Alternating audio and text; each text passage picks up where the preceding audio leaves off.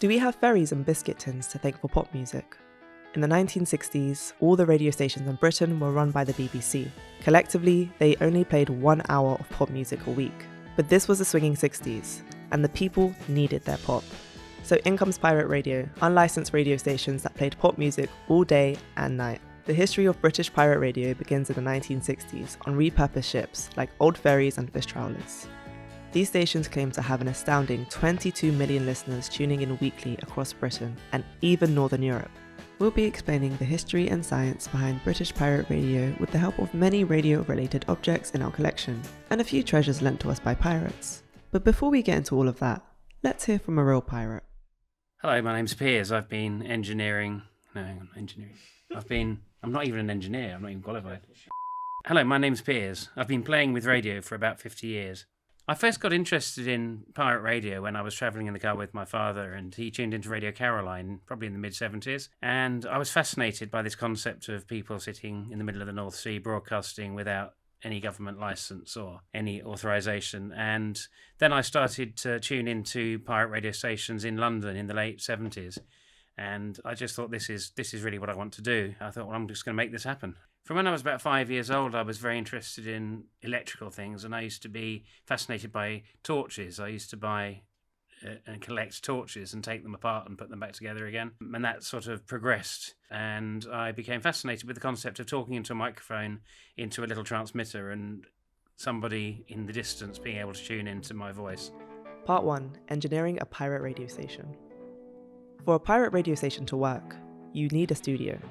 Microphones, records, turntables, and an audio mixer. An audio mixer is a device that can mix and control the volume of several sources of sound at once. For example, music, the presenter's microphone, and maybe even fans calling in. Yeah, when I first got into broadcasting, I was obviously having to make my own kit and put my own studios together. So how to find the right turntable that would start up quickly so you could cue them and they'd start immediately when you wanted them, and the best microphones and audio processing to make the sound better and to prevent the transmitter from being overmodulated. The transmitter will take the audio and convert it into radio waves under a process called modulation. You may be familiar with FM, frequency modulation, and AM, amplitude modulation. These waves are sent out via an aerial, travel through open space, and are received by the radios in our cars, homes, and pet salons. And that's the final step.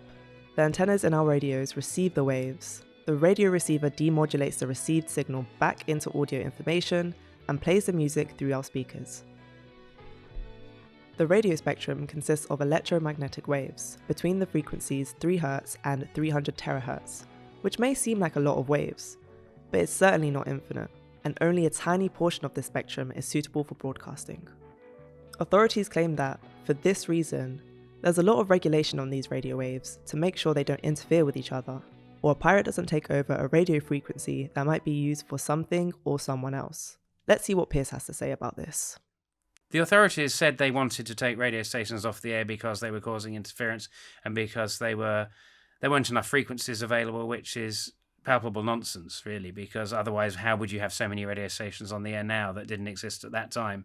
When I first got involved with pirate radio, in the late 70s, there were 19 commercial radio stations only for the whole United Kingdom. Now there's many more community radio stations. So the frequencies obviously existed. So that was it was a non-argument at the time, really. And I'm sure there probably was the odd occasion when a pirate radio station may have had a poor quality transmitter that was interfering, but really that wasn't the case. Generally, the pirate engineers were engineering transmitters to a pretty high standard, and the chances of interference were very, very small. When you tune between radio stations on an old radio receiver, you can hear a hiss between different stations. That's a space pirates would hope to take up. Around the time that I was involved, in the late 70s and then through the 80s, pirates would choose frequencies generally between BBC national radio stations where there were regional transmitters far, far away that didn't really get into the areas you were trying to cover. So you would sort of sneak into the middle of those frequencies. I mean, the preferred frequencies in London, for instance, where I was from, was in the 90 megahertz, 90.2, 90.4 megahertz, 92.2, 92.4, 94.2, 94.4 megahertz.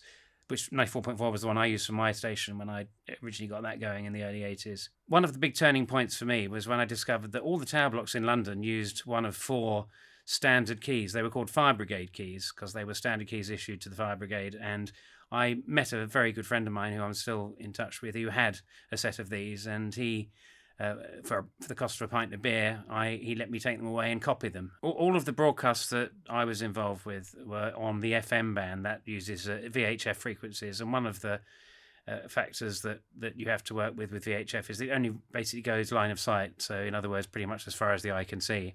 That means the higher up you get, the further the signal's going to go. So getting up on top of a tall building was really, really important if you wanted to cover as wide an area as possible. Or indeed, a tall building on top of a hill is even better. Pirate radio stations on ships would have the complete setup: studios, transmitters, and aerials, all on board. When pirates first decided to start broadcasting on land, they would take all their broadcasting equipment to remote locations and broadcast pre-recorded shows from reel-to-reels or cassette tapes. But this was risky, because someone had to go back to the equipment to switch the tape, and they could get caught. Initially, when I started broadcasting from tower blocks, it was done with a tape recorder, and I would record programs on tape, and the other presenters on my radio station would record their programs.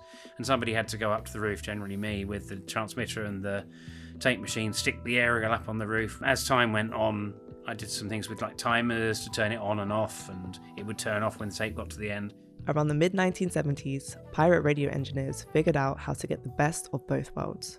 A way to send live programs from the comfort of their studios in one hidden location and send the signal to transmitters set up high on tower blocks to get the best range to reach way more people. The key to this was using a radio link.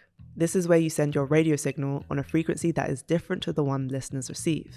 A receiver on the tower block takes that signal, converts it back to audio, and feeds it to the main transmitter that audiences tune into. But I think the big revolution came was when radio links became easy and relatively cheap to make, and that way I could sit at home or wherever the studio was and remotely turn the transmitter on and off whenever I wanted without actually having to go up to the site, which obviously reduced the chance of being caught. And I would then, if I needed to fetch the transmitter, I could go back a day or several days afterwards, or in some cases even leave it up there for weeks on end and just turn it on when I needed it. So I've had a good look around my loft to see what kit I could find, and there's some stuff that's like moved several times. It's been in the box and hasn't come out for years. This one is particularly interesting because this is something I built in about 1982, and I used this to broadcast live from my bedroom. This was the first live broadcast I ever did, so this brings back quite a lot of memories. I didn't even know I'd kept it. So this was a link transmitter. This broadcasts on a high VHF frequency and linked up to the transmitter. It had some bits here and here which I built myself, and this looks like something I retrieved from a commercial radio, probably like a walkie-talkie or some such.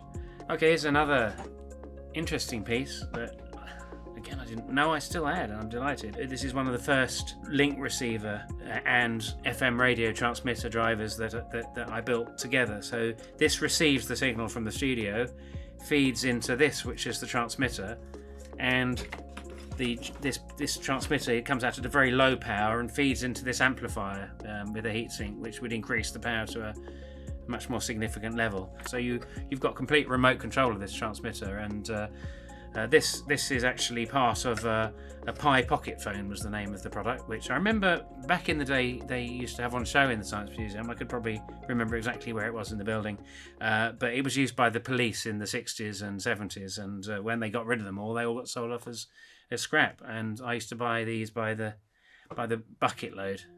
Authorities would drive around certain areas with radio direction finding equipment and follow the signals to find the pirate's location. Pirate radio engineers were constantly coming up with more advanced systems and techniques to obscure the location of their studios. Over the years, pirates developed various techniques to avoid their studios being found. the Home Office and later the DTI became more and more interested in taking these radio stations off air. And because most of them were broadcasting live, they'd also very much like to go and arrest the people who were broadcasting music and speaking to their audience from the studios. Which meant they were trying to track down the radio links that were used to link up between the studio and the transmitter to establish a live link. So the technology they used for those links needed to develop to avoid avoid detection by the authorities effectively. And various techniques were used to do that. You could use very high frequencies, microwave frequencies. The microwave link would send the pirate signal in a straight line rather than a wide broadcast, which was near impossible for authorities to detect. So when you tried to track the signal down when you were at street level, you wouldn't get anything at all. You could only hear it when you were actually up on top of the building. So it made it very difficult for them to track you down. And I experimented with various other technologies. We used multiple links, for instance. So we had a link from the studio to a midpoint in between the studio and the transmitter, which would then receive on one frequency, send out on another to the actual transmitter, which would put you one step away. I even experimented and used fairly successfully for a while using infrared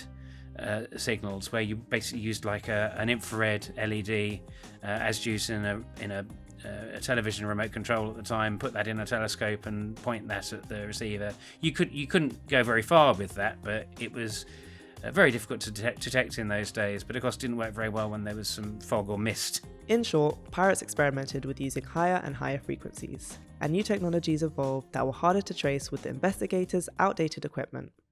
I think the pirate engineers were way smarter than the DTI engineers, to be honest. But at the end of the day, as soon as you're broadcasting into an aerial, you can be tracked down. So there's no escape. A good friend of mine once was tuning around on his radio, and he could hear right at the bottom end of the dial. He could hear the authorities' communications. They were using walkie-talkies to communicate, so you could hear where they were and who they were going to raid and when they were going to raid them. And they gave all the radio stations like call signs. My radio station was London Music Radio and LMR, and they called that Lima. And there was Radio Zodiac, that was Zulu. It was pretty easy to crack their code. The most challenging part about engineering was keeping up with the raids generally and coming up with new ways to avoid detection of the studios. The raids became more and more frequent, so yeah, that would be a challenge to get the radio station back on air as quickly as possible and to try and build up a stockpile of transmitters. So you might be wondering, where does the Biscuit tin come into all of this? Since there weren't any suppliers selling transmitters that exactly fit unlicensed radio's needs, pirate radio engineers learned how to DIY other transmitters to get better signal strength and fit the frequency they needed. Yeah, when I first started building transmitters, I had to kind of learn by trial and error to a certain extent, and there'd be the odd little accident like capacitors exploding and throwing out sort of poisonous fumes and sticking my fingers together with super glue that I was using to glue the bits together, and occasionally you'd be tuning a transmitter and there'd be a little blue flash from inside the transistor. I used to call it the blue flash of death because that'd go off and you'd know it was time to put a new transistor in. The other thing is like tuning transmitters into an aerial in my bedroom. These high power transmitters were actually creating quite high levels of radio frequency radiation very close to my head, and I remember tuning a transmitter once that was the most powerful I'd ever made, and I suddenly started to feel very, very faint and like a warm feeling across my body, so probably that wasn't a good idea. Some engineers used to build their transmitters in biscuit tins, handy as a disguise if they ever got raided, a technique that dates back to soldiers in World War II, like this one from our collection. Initially I started by buying very small bug type transmitters which were available by post, and I then found ways of amplifying them, but they were very poor performance. So I then went to gather information generally from the library, from textbooks, and looked at circuits and how to put them together, and basically I just took various ideas from various different books and put them together and worked on making them more and more powerful. The range that you can achieve with a transmitter is very much dependent on the actual transmitter power, like in watts, for instance. And originally the transmitters I was making were like thousandths of a watt, and then I ended up with in excess of 100, 200, sometimes 300 watts of power, which was enough to cover the whole of London. But they'd also often be unboxed with all the components laid bare to save cost. In terms of the time it takes to make one of these transmitters, initially I used to take it very seriously and almost be perfectionist about it and put it in very nice shiny silver boxes and take lots of care about it. But when things got going with my radio station, the DTI, well, the Home Office it was originally, then the DTI would be regularly taking the transmitters. So I gradually took less and less care about it, and in the end would rarely even put them in boxes, and I would avoid using expensive components like heat sinks to get rid of the heat from the transmitter, and I would do things like just float the transmitter in the water tank at the top of a tower block and use the water tank as a heat sink rather than pay the £2 or £3 or whatever it costs to buy a heat sink. So initially I would spend days making a transmitter, and it would get down to the point where I would do it in a few hours. Producing lots of cheap transmitters was crucial, because after years of pirate engineers developing ways to make the location of their studios elusive, confiscating the transmitter was the quickest way for investigators to take pirates off air. How many transmitters have I made? That's an interesting question. With my own fair hands, probably several hundred, maybe even several thousand. It's difficult to say, but once my company got going and we had a bit of a production line going, yeah, we've probably done many thousand. Part 2. The community of pirate radio. By the 1980s, it was easy to tune into pop. Pirate radio had instigated the creation of Radio 1, the pop music station launched by the BBC in direct response to meet the growing demand. But it wasn't just pop music that pirates were dedicated to. When I first started doing my own pirate radio station, which was called LMR, London Music Radio, that was in the early years from sort of 1981 to 1984, so it was kind of in the middle of the new romantic phase, so I was playing a lot of that genre, and I often played music that other people weren't playing. Sometimes even record companies would give me records. Black Britain especially found community in pirate radio. Several genres to come out of different black diasporas, such as reggae, soca, soul, disco, jungle, grime, and more, were all popularised by pirate radio. What else have we got in my goodie haul from the loft? This, I think, is a piece of equipment that was built for DBC, Dread Broadcasting Corporation, which is adorning my t-shirt as well. This is, I believe, a stereo encoder. So this isn't a piece of radio equipment, this is actually audio equipment. This enabled DBC to broadcast in stereo, which these days obviously pretty much everything's in stereo. In multicultural places in Britain, like Bradford, pirates would stress the importance of pirate radio bringing people together and making connections between different ethnic communities in the area. In a study published in 2007 by Ofcom, 16% of adults in Greater London said they listened to unlicensed radio stations. That's almost 1 in 5 adults. This figure goes up to a quarter of all adults in Hackney, Haringey and Lambeth, with the driving factors of their unlicensed radio listening being the access to grassroots talents, the urban music scene and minority community groups. From an estimated 7 million people tuning into the sailing pirate radio stations of the 60s, to the almost 1 in 5 Greater Londoners of the 2000s, that's 50 years of avid pirate radio listeners in the UK. Listeners would even record pirate radio sessions, putting them onto cassette tapes and later CDs. With the increasing availability of music on digital streaming platforms, banning pirate radio sessions on CDs isn't necessary to hear your favourite tune again.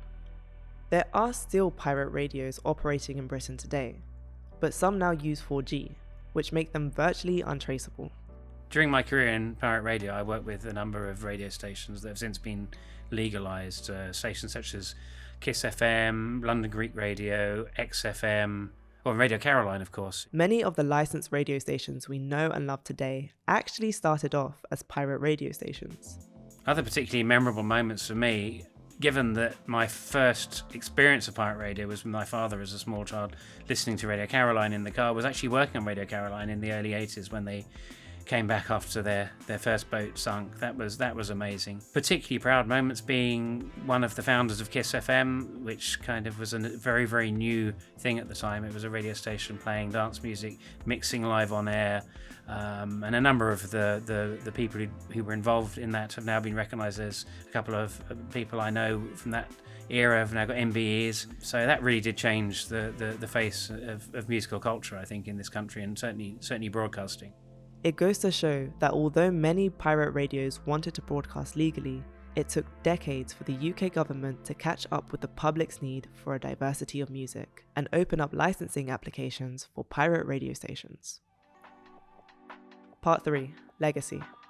Pirate Radio tells the story of DIY engineers, from creating an entire radio setup on recycled ferries and trawlers, to rapidly making new transmitters to replace the confiscated ones. As I got more and more proficient at making these transmitters, it got noticed by a number of other people who were either already running radio stations but wanted to cover a wider area or have a better sound, or people who aspired to be on the radio who would approach me, and some of them became my friends, and I'd actually teach them the secrets and the ideas and how to build these transmitters. And various radio stations that grew up in my hometown of London in the 80s often came out of that from my help and instructions, and some of them even took what I did and made changes to it to in some ways improve it at times. Independent zines were created and shared between pirate radio enthusiasts to discuss music, community building, and engineering. Then, with the rise of the internet, forums were dedicated to sharing updated information between pirates on how to get the strongest, most economical, and discreet setup. In the late 80s, I made the decision to move out of pirate radio and move into legal radio. And the experience that I'd had as a pirate radio engineer stood me in really good stead with that, because it enabled me to bring technologies that were radical and low cost, that worked really well into the market. At the point when I got into the legal broadcasting market, there were some big players who were selling products that frankly didn't work as well as what a lot of pirate stations were using for 10 times the price. So I guess you could say, my company was a market disruptor. I think that was even before that term came about, which I think was in the 90s that people started saying that. But yeah, we came along and used the experience that we'd had doing more for less, and brought that to the wider industry, and became very, very successful at that. It's interesting to think how few of these pirates had any formal training in engineering. What really excited me about pirate radio engineering back in the 80s was doing things as well as I possibly could, pushing back the limits, avoiding capture, making sure anybody I was providing equipment to didn't get captured, covering the widest possible area, having the best possible sound. That was really what kept me going, and the money. It's important to remember that illegal radio stations can risk public safety. Illegitimate setups can cause damage to properties, and pirates often don't provide the proper compensation to the artists they play or the aspiring DJs that work for them. My father was quite law-abiding, and he would have been horrified until I got in the papers and on TV. He would have been horrified about it, and then he was proud. But my mother was secretly giving me pocket money to buy components and writing checks to component supply companies. Yeah, I'd like to think that the work that I and fellow colleagues in the pirate industry did in the early to mid 80s, which I'd say was the heyday, really did push the envelope and change the way people thought about radio and broadcasting in terms of music culture and just the way broadcasts happened. And it led to a change in licensing. Many more radio stations were licensed as a direct result of what we were doing in the 80s. So yeah, I'd like to think that pirate radio did completely change broadcasting, as indeed Radio Caroline did in the 60s, which led to the start of Radio 1. So history has shown that it's always the people who break the law that change the law. But without these pirates DIYing their equipment and sharing records from different subcultures around the world, it's hard to imagine how we would have popularised the diversity in music that we enjoy in Britain today. I must admit, I'm really happy to be doing this for the Science Museum, because, quite frankly, I probably owe most or all of my career to the Science Museum, because I used to live around the corner and I went to school right opposite it, and spent so much of my youth in the Science Museum, going to lectures at the weekend and just spending hour after hour and day after day in there, that I learnt so much. And yeah, I would say that it was that 100% that piqued my interest in engineering.